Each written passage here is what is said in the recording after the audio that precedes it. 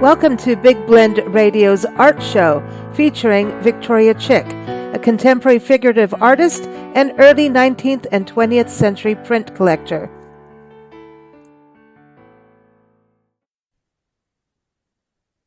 Welcome, everybody. Today we are going to Gettysburg and talking about the Cyclorama. We're actually going to talk about the painters Philippoteaux, and I'm probably not pronouncing that correctly. I never pronounce anything correctly, and that's why I do podcasts. But of course, we've got Victoria Chick here, and she might do better than me on this pronouncing of this father and son duo that just incredible painters. But they painted the well-known Cyclorama that you can go and see of Pickett's Charge out in Gettysburg, which is, Gettysburg. We're coming up on the anniversary again, I think, of the actual war that happened there. July 1st is when it took place. So anyway, welcome back, Victoria. How are you doing? Oh, fine, Lisa. I'm glad to be back, and this is an interesting duo here of painters, and an interesting way they painted.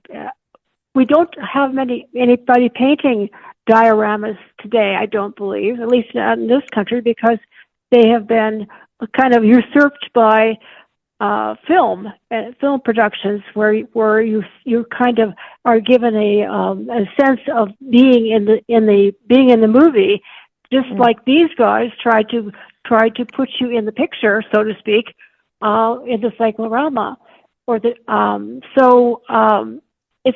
an interesting study, and the closest thing that comes to it today probably are going to museums like historical museums or anthropological museums, where the wall is usually slightly curved even, and there's a painting on the back of the wall, and then there's glass in front of it.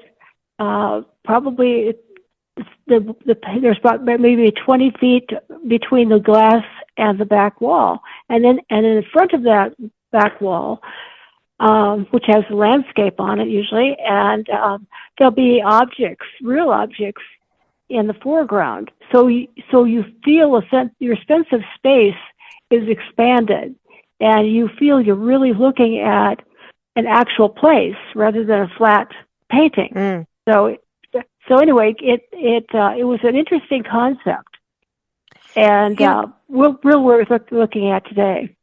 Yeah, Nancy and I went to Gettysburg a couple years ago during COVID, and I think it was right when they were opening up, and the Cyclorama was not necessarily, I don't know if it was open when we were at Gettysburg. And Gettysburg, it's just I always just use the word overwhelming in emotion, to actually be there and then stand where, where Pickett's Charge happened. And I am right. The anniversary of the Gettysburg battle is July 1st through 3rd. It took place, July 1st through 3rd, 1863. So Gettysburg is a national military park. So it is part of our National Park Service, and also, is adjacent to Eisenhower's farm.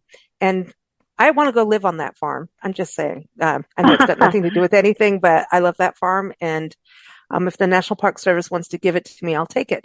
But Gettysburg, going there, it's intense. And then I think the Cyclorama, because it's so spread out, it's a massive park, a lot of acreage, and it also incorporates the town of Gettysburg.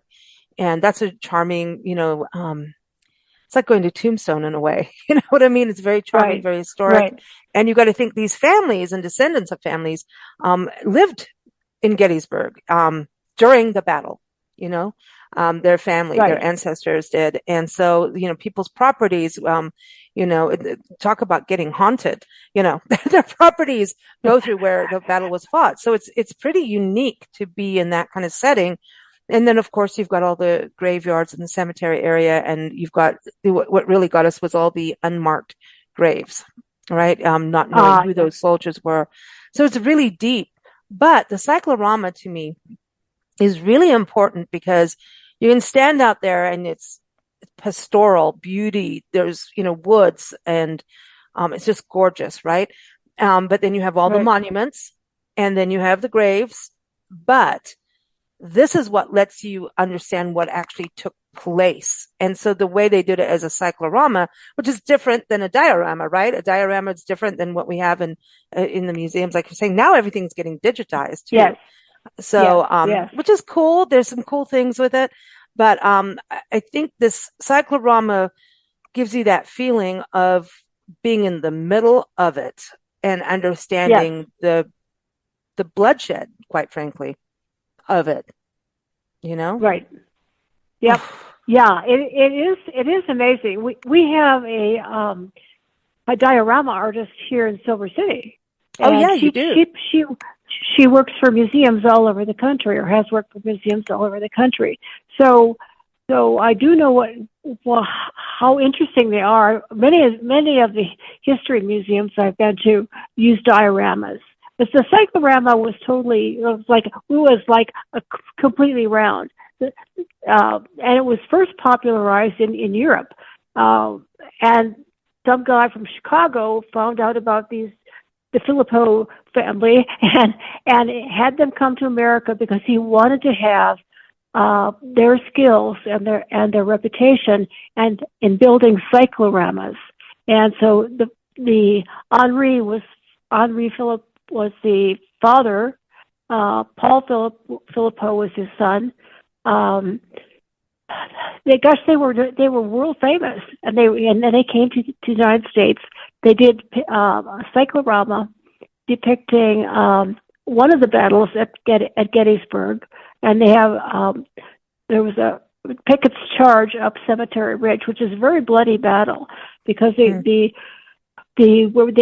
soldiers that were one group was going uphill. They had a disadvantage from soldiers that were coming down the hill, and so it wound up with a lot of people dying in that particular battle. It's so I say it's overwhelming when you're there. It's Yeah, we're June is Father's Day month, right? And right. and tomorrow's Father's Day. So we should touch on the fact that this is a father and son duo, right? That did this Yes, painting and how they actually did it, because it wasn't just them, right? Didn't they have others help them as well? Well, they had to, and they had to. I mean, there's more to a cyclorama than painting it, because there has to be a support for it, and that involves carpenters and sometimes stone workers. So they have to build the facility to paint on. So there were a lot of people involved with it, and that there were people that certain areas of the cyclorama that didn't require a huge amount of skill. I mean, you just had to paint it, say, basically one color. There might be an area like that. So almost anybody could do that. So they did enlist additional workers to help them get it finished. To get it finished, and to be able to, I mean, yeah, it's amazing because it's tall. This isn't a small cyclorama. This is a whole building dedicated to a painting. That's the other thing, yes, right? I know as you work with in Silver City, New Mexico, where you are, and you're working on a fine art museum in Silver City, and getting a building is a core component of what you're doing. And you also have the website where people can view art, so it's actually running right now. But when you think about getting a building, and then think about this being a building. Like the cyclorama is a building, like literally. Like they had to make a building work for the cyclorama. It's pretty crazy when you They think about it. Yeah. There were no 360-degree buildings in existence in the United States at the time. So they were definitely starting from scratch. Even just the idea was a scratch idea, because that there was nothing to compare with it at the time. So now the father and son. So the father is Philip, right? Paul, excuse me, Paul Philippoteaux. Henri. Henri is the father. Henri is the father, I think. No, okay. yeah, yes, because he was born in 1815, and he lived Oh, that's right. till Sorry. 1884. Yeah, but he was the one of what's really started all this in Europe. Um, Paul Philippoteaux came along about mid-century, and he lived into the 20th century. And I think he died in 1923. So he was. They were both really well known, but his father kind of he studied under his father initially, but Paul actually had an advanced education. He went to the School of Beaux Arts School in France, and he went to another college just to study more like general kind of things. So, considering that he was a classically trained artist, the son was Paul, and so he understood all the various styles of art. He mastered his father's style, but he mastered other people's styles too. And at the time, Romanticism was the preferred style for painting historical subjects, and Romanticism kind of went back to allegory, kind of like to mythical kinds of battles and Greek gods and goddesses, and the style was that even though they were depicting current events, they would use that old style. So the departure of painting the cyclorama was totally different because they were using contemporary at the time, contemporary figures, and they were expressing a contemporary theme. So I mean, the war was over, but it was in people's memories. It was living. I mean, people that were alive at the time had been through the battle, so it was incredibly real to them. They got a lot of information from people about what they saw, so that helped them establish, what they wanted to depict in the diorama. So, yeah. That's amazing. When I think about it, like this is a huge. How long did it take for them to put this together? When you think about the cyclorama, years, it was a long years. But yeah. the interesting thing, this is one of the first major projects where photography played a big role, because of the photography that was done during the Civil War.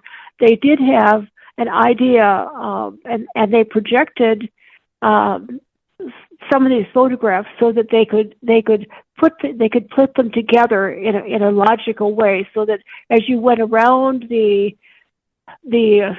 circle of as one battle led to another battle, there wasn't a demarcation that was sharp. It was they blended through their use of photography. They were able to put these pictures that they could see, photographs that they could see, together in a way that that there was a logical movement between the photographs, and they used that in their composition on the wall. So there was a lot of, there was new technology all around. That's one of the amazing things about the cyclorama, this particular cyclorama, because in itself it was new to America. They used new technology at the time.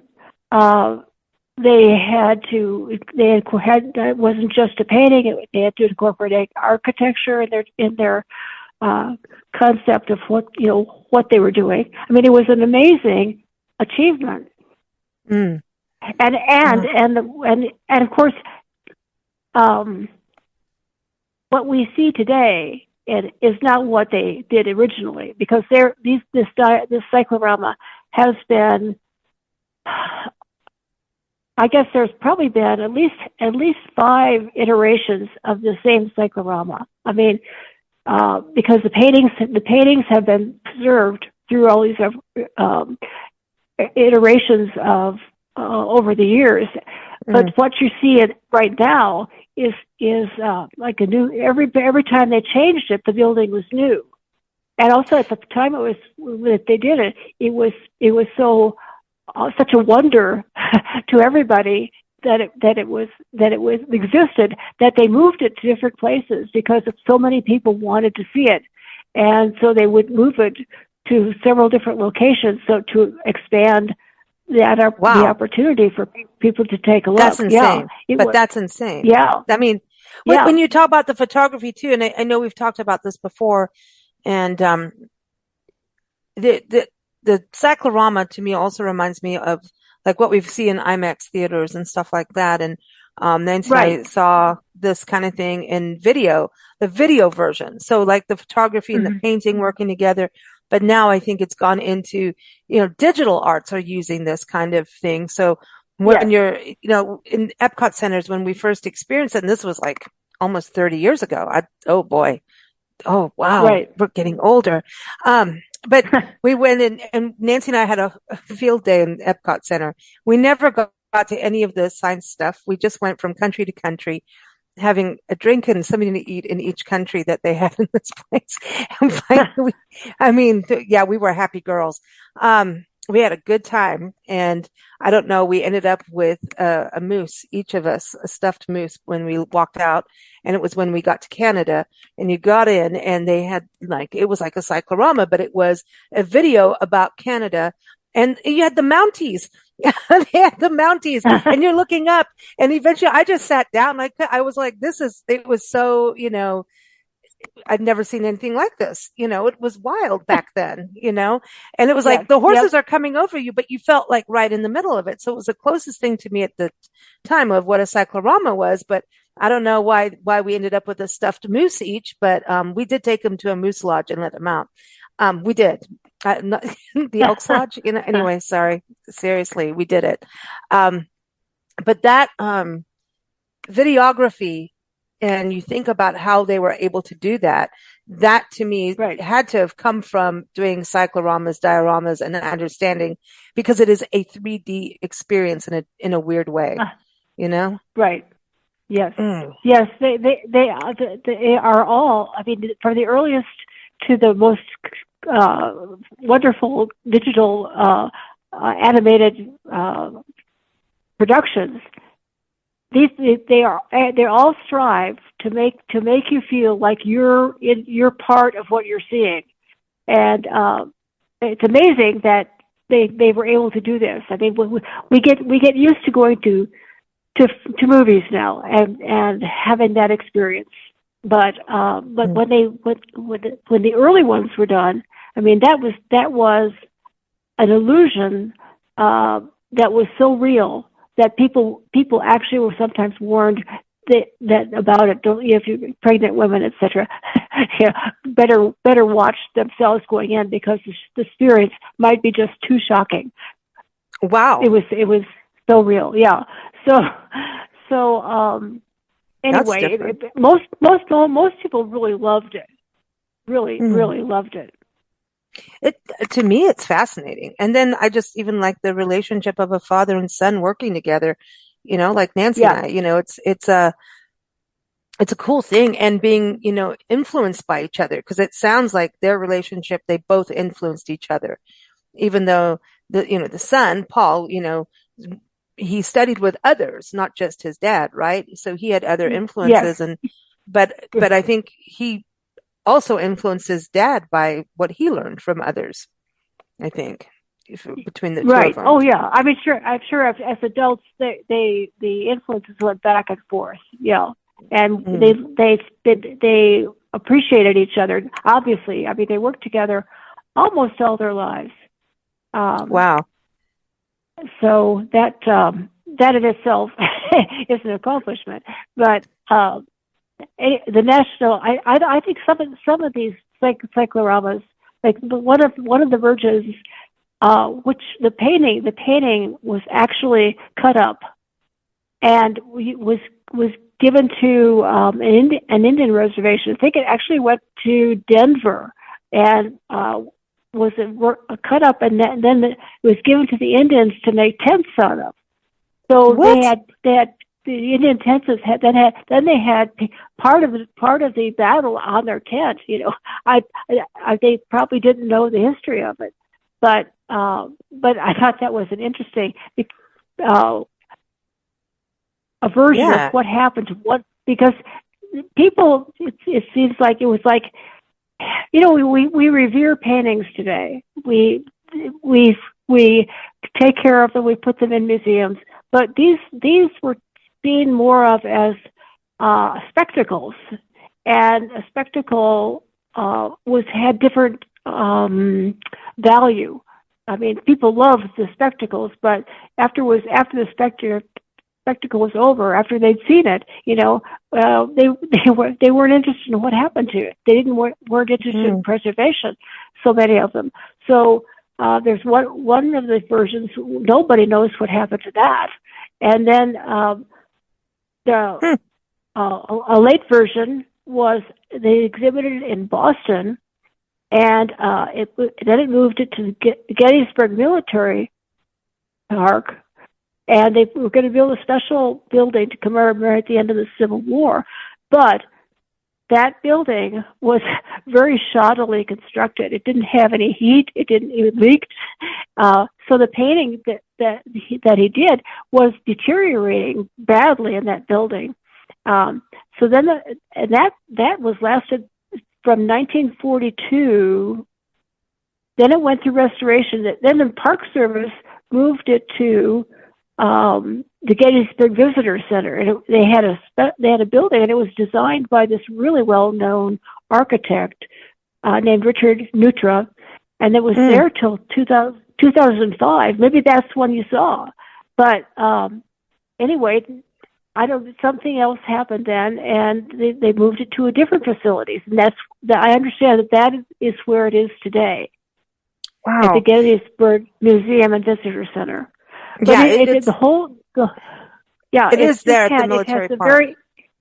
It just has a very interesting history of how it was viewed, where it was viewed, and how it was taken care of, or not. Wow. It's when you're a kid in school, they always say, okay, write the story about where the penny went, to get you thinking about how the penny went around the world. It kind of feels like that. The poor thing, just kind of got tossed here, there, and everywhere.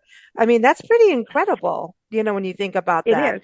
It is. It's amazing that it still exists, and probably parts of it, of course, don't exist because they've been cut up or ruined or whatever. But what you see is my understanding is done by the original artists. Wow, that's amazing.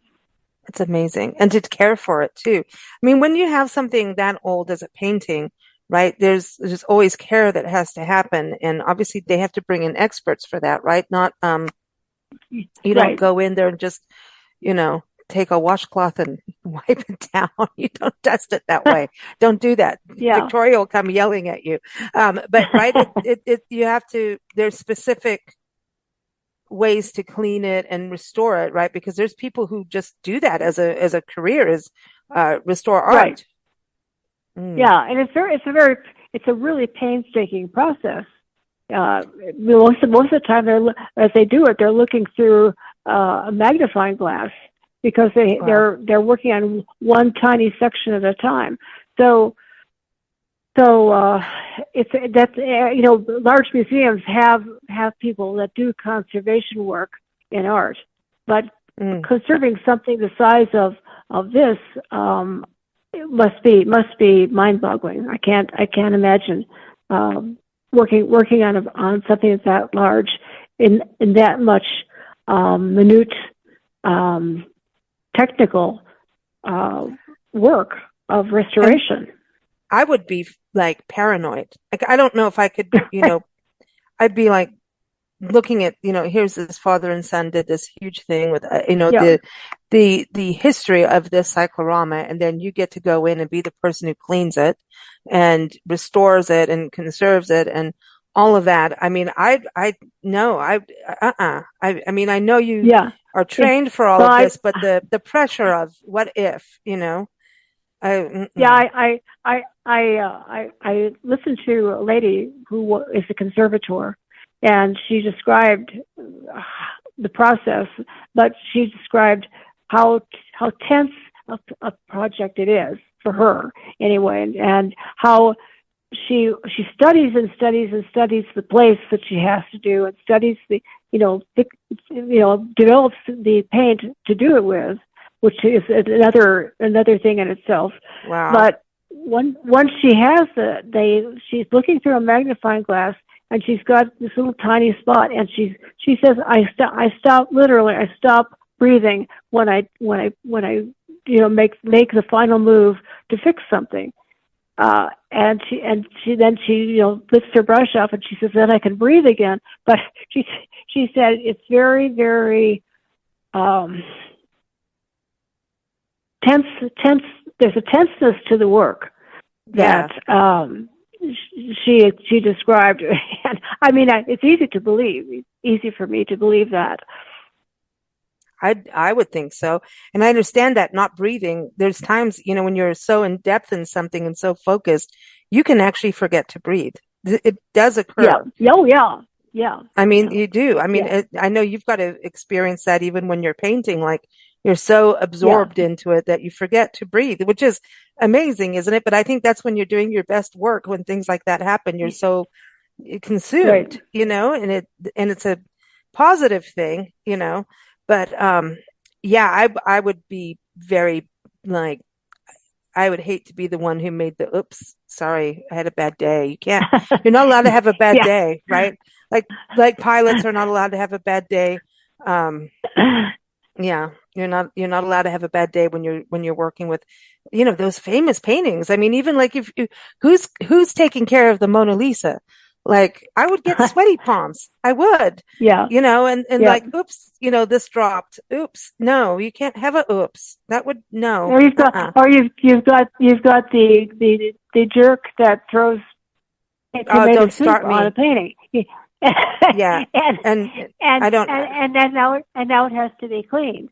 And cleaning is a little bit different than restoring, but yeah. and now, I mean, in restoration, actually, I would say restoration is probably not a very accurate word now these days, because most of the philosophy of uh, is stopping deterioration, not repairing it. So that what you see is a natural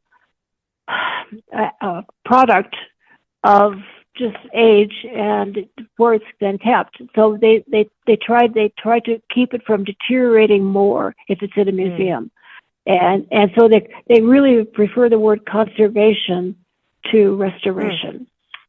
Interesting. It's interesting. Yeah. Yeah. Wow. It's Wow. I've just, yeah, you've so kind of, I'm all like still just, yeah, conservation. Well, it's interesting because even when you go to ruins and monuments, right? And there's this balance of keeping the adobe going, but not over adobeing it. Don't make it brand right. new because then Right. you're losing, even if it's weathering away, then withering and weathering Right. away. That's a weather, away, then it's, you need to keep the integrity of it. And, Right. art is temporary at the end of the day. It is, it's because eventually it is going, you can't, I don't know, maybe now with acrylics, everything will stay, right? Because it's essentially kind of plasticky in a way, but, yeah, I Yeah. mean, that's why you appreciate it when you see it. Take it in, soak it in. Absolutely. Yep. Yep. Yep. Well, another fun podcast chat. Man, I'm enjoying these.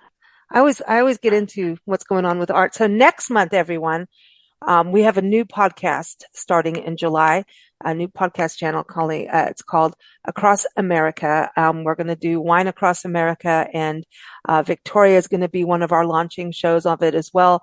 And we're going to be doing art destinations across America with a panel of guests. And of course, Victoria is going to represent her community of Silver City, New Mexico. Again, she's working really hard with a group of folks to bring a fine art museum to Silver City. So that's in the southwest corner of New Mexico. A lot of people think Santa Fe immediately, but I will say Albuquerque has amazing art and Silver City does too. So the state itself is massive when it comes to art, whether it's public art or museums. So did I say that well? I was good, right? I didn't put anyone down. Yeah, I'm not, because very you good. can't. Yes. Santa Fe is amazing with its art, but I think it's always important to, that's why I'm excited about this show, because people tend to just only stick to certain, like if you think about going to Louisiana, the first thing people do is New Orleans, but there's so much more to that state.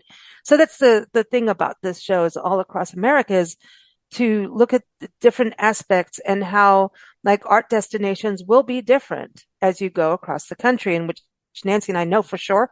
We're going to talk public art. We're going to talk about museums and galleries and events. And it is different across America. And I'll say the Midwest, which is where we are today. This airs will be back in the Carolinas, but the Midwest, and I know this is your area, Victoria. Yes. Your home, you know, your youth was spent out here. The arts is so huge. It seems, I mean, art and architecture were just such a big deal. I mean, even when you're driving around and you see everybody with their quilts for their barn quilts. And, you know, it just seems like I think people worked in the winter on art because there's so much snow and ice, but there's so many more murals and public art in the Midwest. I don't know what's going on here, but it's true. Even a small teeny town that maybe if it has one stoplight will still have a mural or a piece of public art. It's like it's in the blood here. I don't know what's going on in the Midwest, but the arts, do you think that's true? Like from living in both sides of the country in the Midwest and now in the Southwest and even California? Well, yes, I've gotten around. So yeah, so I think I could make a comment on it, you know, and I don't know, I mean, the Midwest, the Midwest loves visual art and they love music. The little towns, like you say, you'd be surprised because they'll have a museum, or they'll have some art galleries, or they'll have one or two fabulous artists.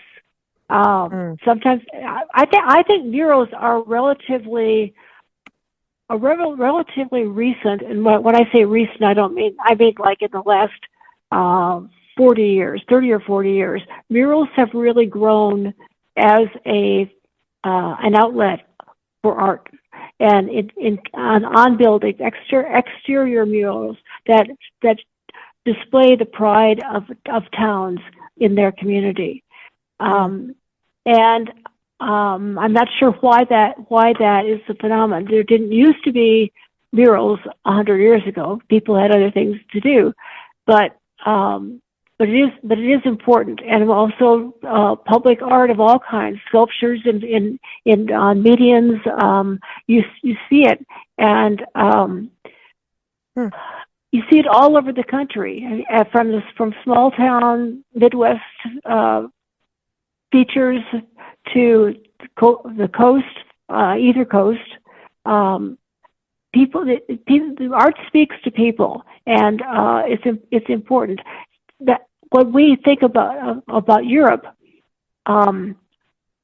we see less what I call contemporary public art, but you got to remember that when art was commissioned by kings, it was placed in the public area. So Europeans are used to seeing really great art everywhere they go. So yeah, that makes sense. It's important. It's important for the human spirit, and now you have committees that select art. for the public. And sometimes that's really good. Sometimes art by committee is not as powerful as it might be if it was a genius that conceived it and executed it. And but That's funny. all that remains to history to decide. Mm-hmm. No, I agree. I love it. I just, it's so cool to see. And I can't wait for the show next month, man. That's going to be so cool. Yep. It's going to be excellent. And everyone, don't forget when you go to Gettysburg, look at the Cyclorama if you can. And Nancy and I really wish we were able to do that. And, we'll have to go back, I think, we'll just have to go back. That's the way it is. We have to keep circling around because you can't do it all in one sitting, there's only so much chocolate cake you can eat. Oh my gosh. Yeah, all the circling is you're starting to sound like a buzzard or something. I know you're not, so. As the crows flies, right? Yeah, exactly. Well, Victoria, thank you so much. And everyone, of course, keep up with Victoria at victoriachick.com. She has a wonderful article about the Cyclorama, and we have pictures so you can see it as well. And that is on nationalparktraveling.com. Just type in the word Cyclorama and you'll find it. We have so much on Gettysburg. Type in Gettysburg on nationalparktraveling.com. And oh my gosh, you'll hear from artists who are artists in residence in the park itself through the National Parks Arts Foundation. We also have a lot of travel writers who have visited Gettysburg and have written stories and articles. I think we're going to have to do a Gettysburg book at some point or something, magazine, because the amount we have on Gettysburg is huge. And there's wonderful places to stay. A wonderful bed and breakfast in Gettysburg or even outside, like in Tawnytown where we stayed, George's on York. Wonderful historic bed and breakfast, wonderful people and good food. Who knew you could go to a military park and also have wonderful food, right? You do need sustenance. So anyway, there's a lot to experience out there. And don't forget Eisenhower's farm too. It's cool. E-I-E-I-O. Thanks so much, Victoria. Oh, thank you. We'll be talking at you and hearing from you next month. Thank you for listening to Big Blend Radio. You can view Victoria Chick's artwork at victoriachick.com. Keep up with us at bigblendradio.com.